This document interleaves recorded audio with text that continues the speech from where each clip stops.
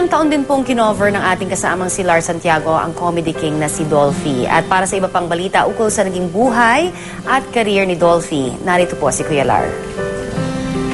Salamat, Connie. Sa lahat daw ng artista, kakaiba ang comedy king. Dinaanan niya ang teatro, radyo, telebisyon at pelikula.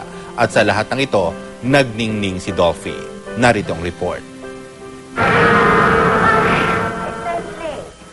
Nagsimula sa teatro, naging tanyag din sa radyo at telebisyon. Pero sa pelikula, sa larangan ng komedya, tunay na naghari. Mahigit sa 200 pelikula ang kanyang nagawa. At marami sa kanyang pinagbidahan, talagang tumabo sa takilya.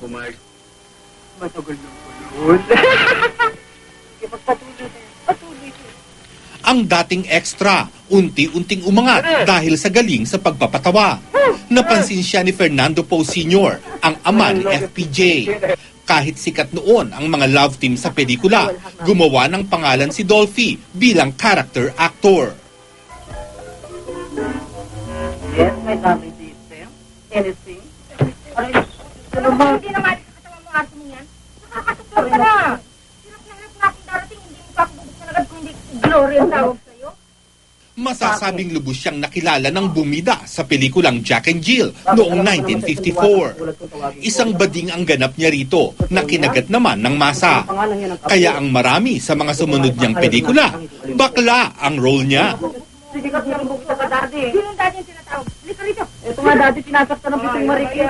Nakuha rin ni Dolphy ang role na sinasabing inaasam-asam ng mga babaeng artista. Naisubo na niya ang bato at naging si Darna Puno noong 1979. Papa! Daddy! Katambal naman ni Dolphy sa pelikulang Double Trouble ang kapatid niyang si Georgie. Kambal tuko ang ganap niya kasama sina Liberty Ilagan, Eddie Gutierrez at Panchito. This is a surprise. Isn't this wonderful, Daddy? Nakipagsabayan naman siya sa matipunong si Vic Vargas sa Tansan vs. Tarzan noong 1963.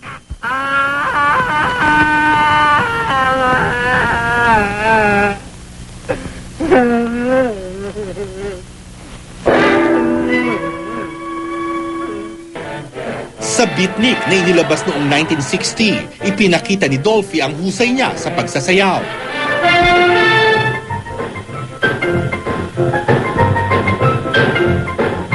Sa katunayan, siya pa nga ang nag-choreograph ng mga sayawan dito, katuwang si Rally Calvo. Nga po kang magandang kasing ganda ng kanyang lolang mabuting hindi nagmana sa ama. Etc.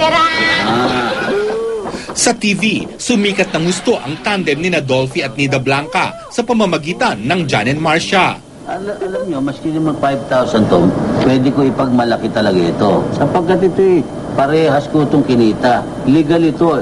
Maski saan tao ako humarap, hindi ako ikahihiya sapagkat ito, kinita ko sa sarili kong pawis, hindi ko pinagnakawan ito. Kaya naman, sinubukan din ang lakas ng karisma ng nakatutuwang mag-asawa sa pelikula. Noong 1973, ipinalabas ang Jan and Marcia the Movie. Pumatok naman ito, kaya nasundan pa ng 8 sequel. Ipinamalas naman ni Dolphy ang husay niya sa drama sa pelikulang Markova noong 2000. Ipinadaman niya sa atin ang hirap na naranas ng isang matandang comfort gay noong panahon ng Hapon. Sa nasabing obra, nakatrabaho niya ang mga anak na sina Eric at Epi Quizon. At ang kanilang galing, kinilala pa sa ibang bansa.